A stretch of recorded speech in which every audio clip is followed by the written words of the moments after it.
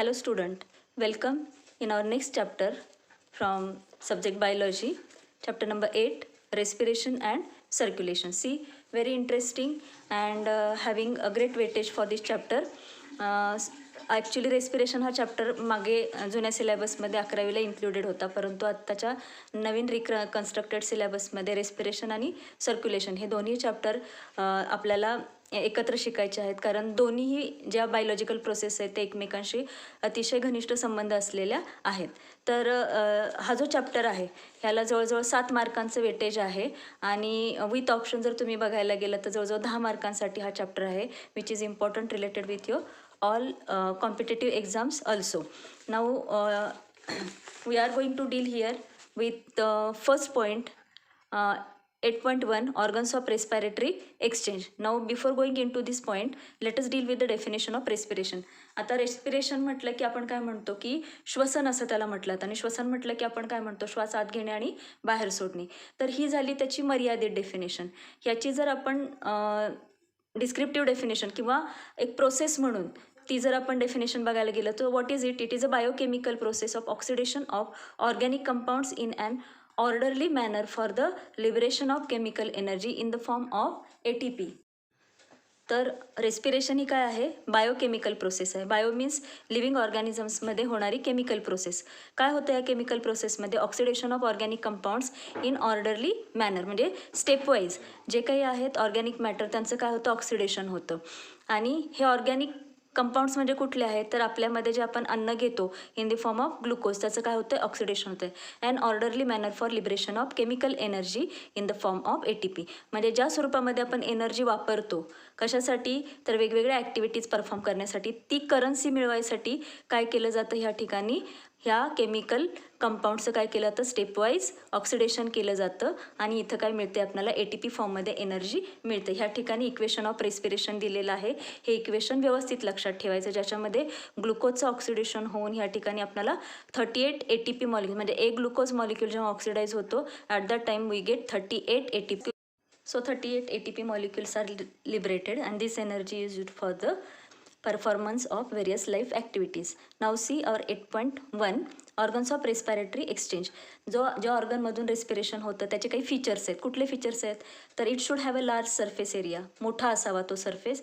त्यानंतर thin highly vascular are permeable for gases, तो अतिशय पातळ असावा. त्यानंतर त्या ठिकाणी लार्ज सप्लाय असावा ब्लडचा. आणि त्यानंतर तिसरं महत्त्वाचं characteristic feature, it should be moist, तो ओलसर असावा. त्यानंतर गॅसेस एक्सचेंज इन प्लांट्समध्ये आपण पहिल्यांदा गॅसेस एक्सचेंज बघूया.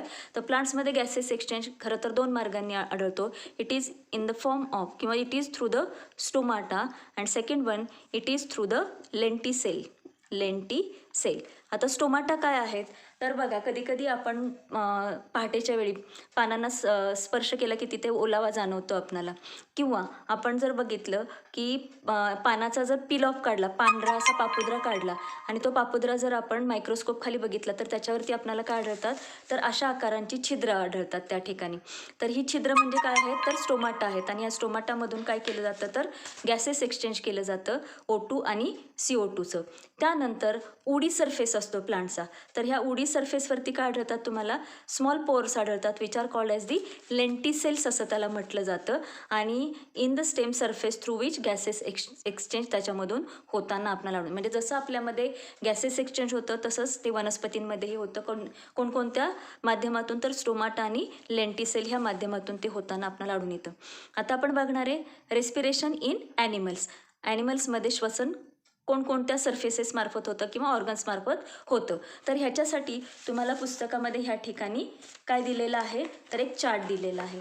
म्हणजे as compared to the plants, animals हा व्हेरियस रेस्पिरेटरी सरफेसेस किंवा ॲनिमल्समध्ये काय प्रेझेंट असलेले आढळून येतात आपल्याला? तर ऑर्गन्स आढळतात.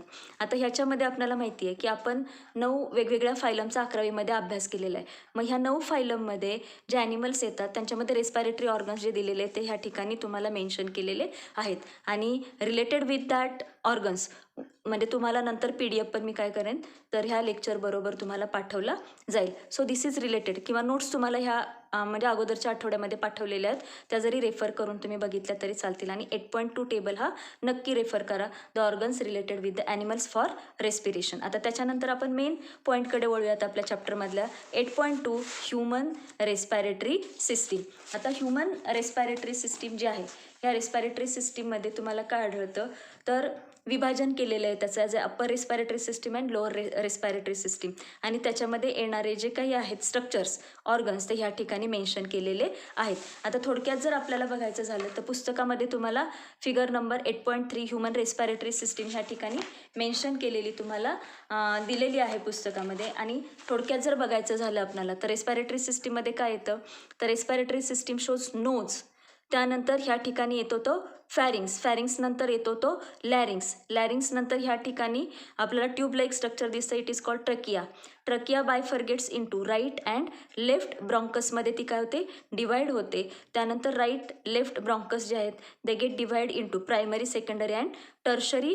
अशा प्रकाराने त्यांचं काय होत जातं डिव्हिजन जातं. And around that present the respiratory main respiratory structure as a right lung and that of the left लंगमध्ये त्याचं काय होतं विभाजन झालेलं आपल्याला आढळून येतं. तर हे सगळे स्ट्रक्चर्स आपल्याला आढळतात कशाशी रिलेटेड तर रेस्पायरेटरी सिस्टीमशी रिलेटेड असलेले आपल्याला आढळून येतात. आणि आपल्या कन्व्हिनियन्ससाठी ह्या ठिकाणी जर तुम्ही बघितलं तर आपण ह्या ठिकाणी जे आत्ता बघितलं की related with the respiratory system म्हणजे ह्या ठिकाणी अप्पर रेस्पायरेटरी सिस्टीममध्ये त्यांनी पार्ट्स दिलेले आहेत. नोज, नोज हे कशामध्ये म्हणजे काय आहे स्ट्रक्चर तर हा जो अवयव आहे त्याच्यामध्ये बाह्य छिद्र आढळतात आपल्याला आणि अंतर्गत छिद्र आढळतात. बाह्य छिद्रांना म्हटलं तर एक्सटर्नल नेअर्स. आता हे एक्सटर्नल नेअर्स काय करतात तर बाहेरची जी हवा आहे ती आतमध्ये घेण्याचं काम त्यांच्यामार्फत केलं जातं. आणि त्यानंतर ह्या एक्सटर्नल नेअरच्या ठिकाणी इथे आपल्याला हेअर ग्रोथ आढळते. आणि हेअर ग्रोथ काय करते तर हवा गाळून घेण्याचं काम हेअर मार्फत केलं जातं, म्हणजे ते हेअर ट्रॅप करतात. त्या ठिकाणी जर काही जर हवेमध्ये प्रदूषित घटक असतील किंवा घातक घटक असतील. त्यानंतर तुम्ही आपल्याला माहिती आहे की नाकाच्या आतला सरफेस जो असतो तो कसा असतो ओलसर असतो आणि त्या ठिकाणी चिकट म्हणजे म्युकस असा काय असतो सिक्रीट झालेला असतो वॉलवरती. तो कशासाठी तर जी हवा आपण गाळून घेतलेली आहे यदा कदाचित त्याच्यात आणखीन काही हार्मफुल घटक असतील तर ते त्या चिकट वॉलला काय केले जातात ट्रॅप करून घेतले जातात. आणि अशी जी गाळलेली हवा आहे ती काय केली जाते पुढे सरकवली जाते. आता नोज हा जो भाग आहे तो जर आपण स्पर्श करून बघितला तर तिथं आपल्याला काय आढळते तर एक लवचिक खुर्च्या आढळते त्या ठिकाणी आपल्याला. आणि त्या लवचिक अशा खुर्चेला काय म्हटलं तर it is referred by the name as mesethmoid cartilage असं त्याला म्हटलं तर काय म्हटलं तर मिझेथेमॉइड कार्टिलेज असं त्याला म्हटलं जातं.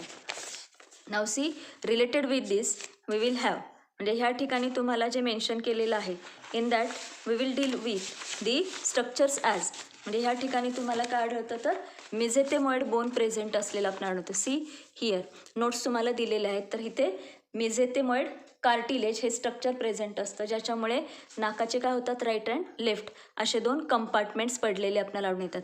आणि हे 3 रिजन्स कुठले तर नोजमध्ये येणार आहे वेस्टिब्यूल, रेस्पायरेटरी पार्ट आणि ऑल्फॅक्टरी किंवा सेन्सरी चेंबर असं त्याला म्हटलं जातं. मग वेस्टिब्यूल हा रिजन आहे तिथं काय आढळतात तर बारीक बारीक केस आढळतात.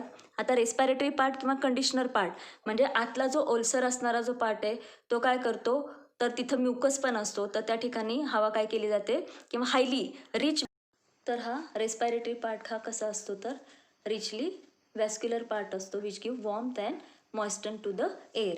आणि तिसरा जो पार्ट आहे तर सगळ्यात वरचा तो आहे ऑल्फॅक्टरी किंवा sensory chamber which detect the smell. तर अशा रीतीने नाकाचे एकूण जे 2 कंपार्टमेंट्स होतात कोणामुळे मिझेथेमॉइड कार्टिलेजमुळे त्या 2 चेंबरमध्ये येणारे हे 3 regions vestibule, respiratory part and olfactory or sensory chamber. आता त्याच्यानंतर नेक्स्ट जो पार्ट येतो रेस्पायरेटरी सिस्टीमचा which is referred by the name as pharynx असं त्याला म्हटलं जातं. म्हणजे जो आपल्या घशाचा पार्ट आहे त्या ठिकाणी फॅरिंग्स. आता फॅरिंग्स काय आहे तर कॉमन पॅसेज फॉर बोथ म्हणजे नाकातून येणारी हवा आणि तोंडावाटे घेतलेलं जे अन्न आहे ते ज्या मार्गातून एकत्रितरित्या पुढे पास आउट होतं त्याला काय म्हटलं जातं फॅरिंग्स असं म्हटलं जातं.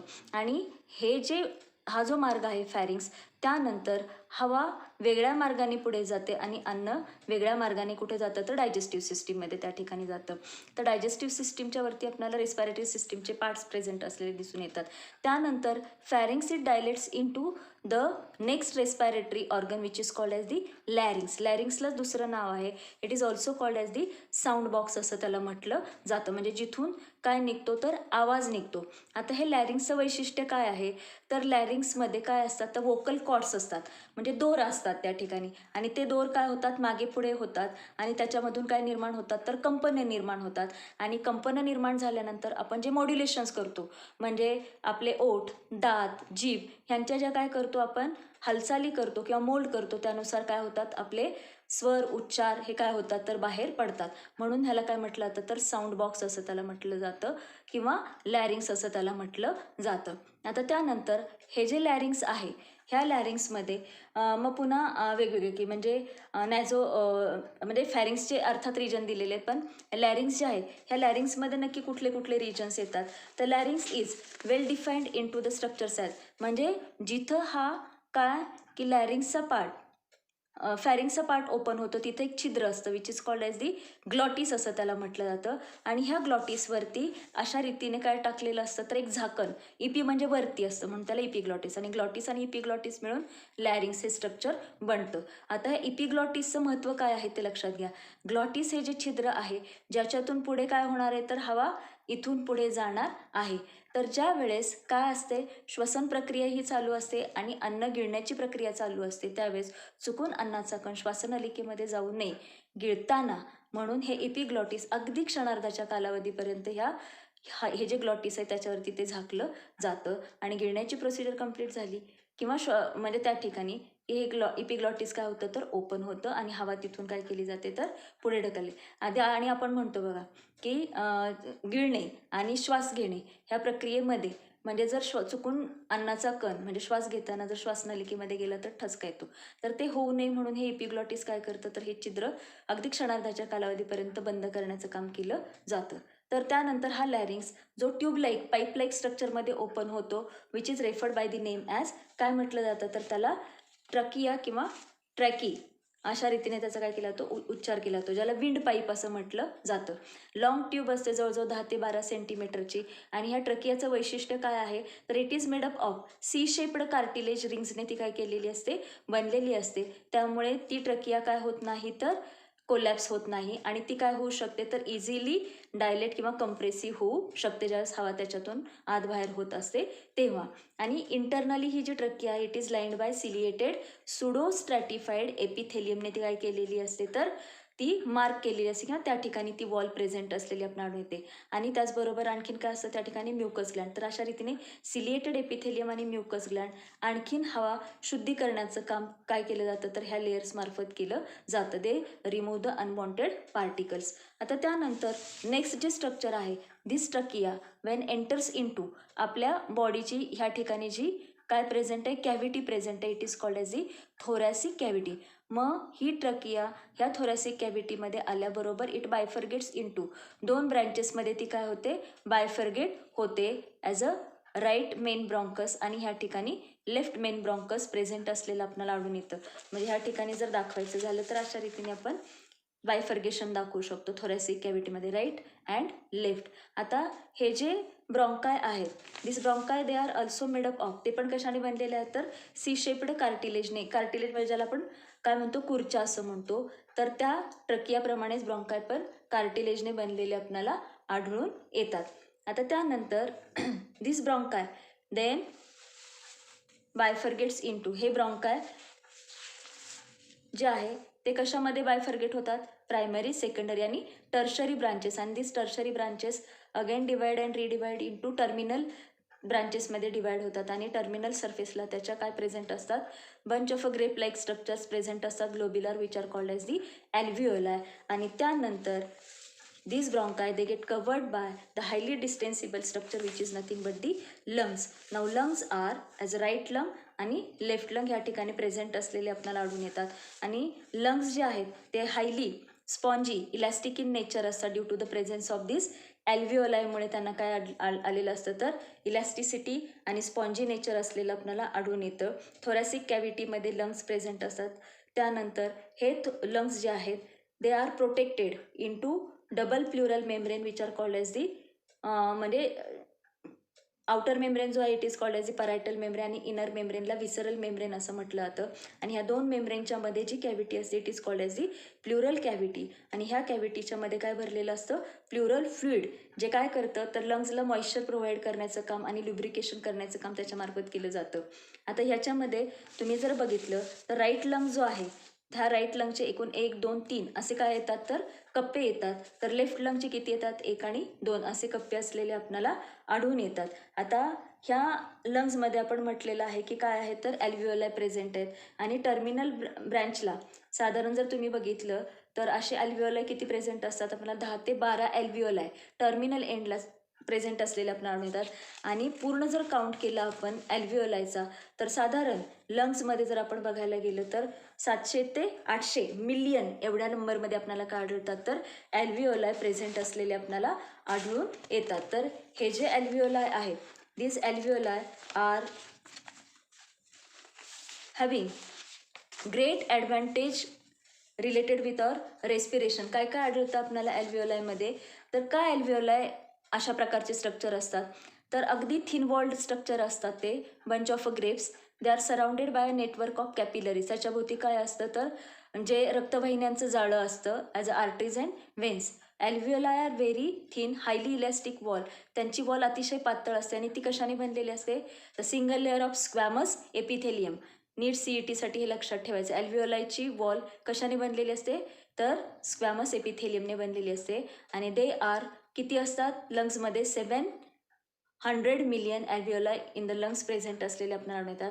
And these alveoli provide the surface for gases exchange. आता त्यानंतर रेस्पिरेटरी सिस्टीममध्ये येणारा last part which is referred by the name as diaphragm. हा जो पार्ट आहे which is related with our म्हणजे जो रेस्पिरेटरी सिस्टीमशीच रिलेटेड आहे. लंग्सच्या खाली डोम शेप्ड म्हणजे असा जो कॉन्व्हेक्स काय प्रेझेंट आहे तर मेम्ब्रेन प्रेझेंट आहे which is referred by the name as. ह्याला काय म्हटलं जातं डायफ्रॅम असं म्हटलं जातं.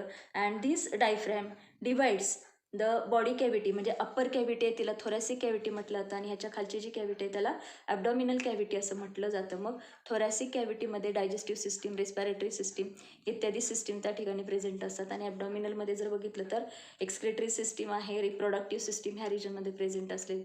तर हा मेम्ब्रेन हा जो डायफ्रॅम आहे it plays important role during the process of रेस्पिरेशनच्या दरम्यान तो रोल प्ले करताना आपल्याला आढळून येतो.